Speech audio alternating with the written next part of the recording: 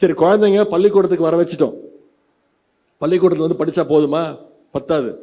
அவங்க உயர்கல்வி படிக்கணும், ஸ்கூலுக்கு போனால் பத்தாது, காலேஜுக்கு போகணும் அப்படின்னு நம்முடைய தலைவர் கொண்டு வந்த திட்டம் தான் புதுமை பெண் திட்டம், தமிழ் புதல்வன் திட்டம். அரசு பள்ளியில் படித்து எந்த காலேஜில் போய் சேர்ந்தாலும், அது தனியார் கல்லூரியாக இருந்தாலும் சரி, நீ போய் படிச்சின்னா உனக்கு மாதம் 1000 ரூபா ஊக்கத்தொகை, கல்வி ஊக்கத்தொகையாக நான் தரேன்னு நம்முடைய தலைவர் அவர்கள் அந்த திட்டத்தை கொண்டு வர்றார். ஜிஇஆர்னு சொல்லுவாங்க, உங்களுக்கு தெரியும், கிராஸ் என்ரோல்மெண்ட் ரேஷியோ, அது பேர். உயர்கல்வி சேர்க்கை விகிதம். பள்ளிக்கூடம் முடிச்சுட்டு எத்தனை சதவீதம் மாணவர்கள் கல்லூரிக்கு போறாங்க அப்படிங்கிறது அந்த கணக்கு தான் உயர்கல்வி சதவீதம். GER, cross enrolment ratio. அது பார்த்தீங்கன்னா பல மாநிலங்களில் டபுள் டிஜிட் கூட இருக்காது.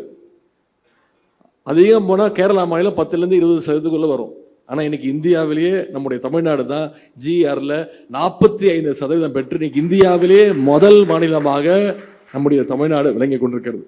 இன்னைக்கு இந்த தமிழ் புதல்வன் புதுமை பெண் திட்டத்தின் மூலமா கிட்டத்தட்ட 8 லட்சம் மாணவ மாணவிகள் மாதம் 1000 ரூபாய் கல்வி ஊக்கத்தொகை பெற்றுட்டு இருக்காங்க.